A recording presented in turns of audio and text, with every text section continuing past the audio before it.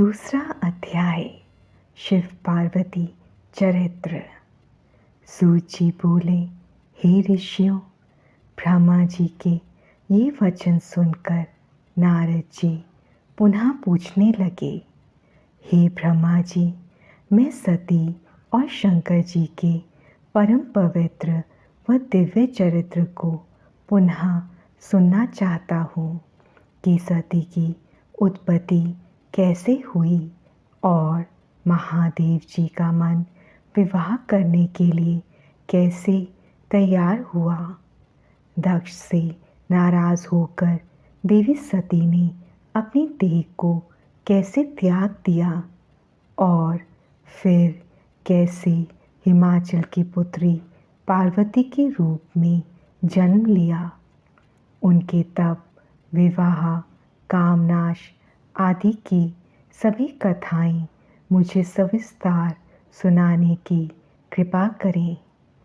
ब्रह्मा जी बोले, हे नारद, पहले भगवान शिव निर्गुण, निर्विकल्प, निर्विकारी और दिव्य थे, परंतु देवी उमा से विवाह करने के बाद वे सगुण और शक्तिमान हो गए।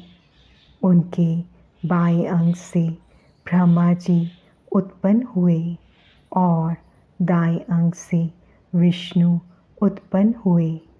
तभी से भगवान सदाशिव के 3 रूप ब्रह्मा, विष्णु और रुद्र सृष्टिकर्ता, पालनकर्ता और संहारकर्ता के रूप में विख्यात हुए।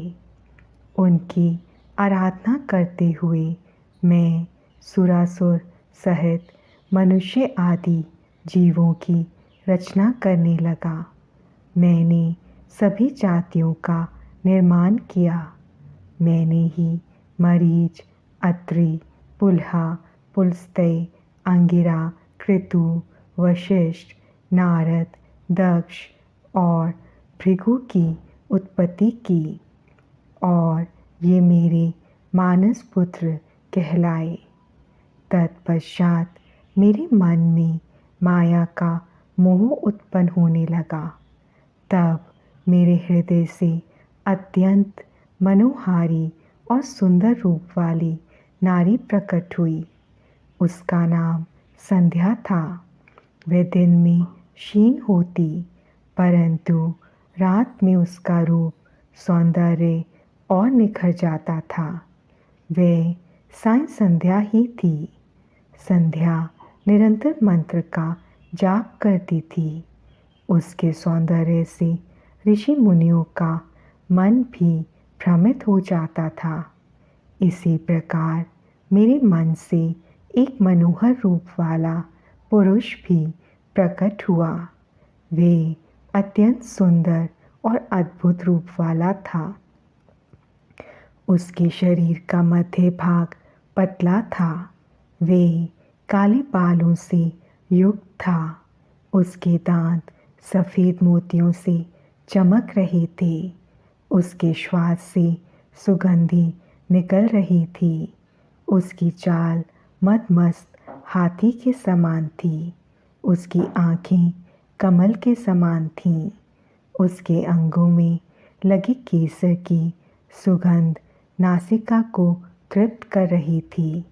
तभी उस रूपवान पुरुष ने विनयपूर्वक अपने सिर को मुझ ब्रह्मा के सामने झुकाकर मुझे प्रणाम किया और मेरी बहुत स्तुति की।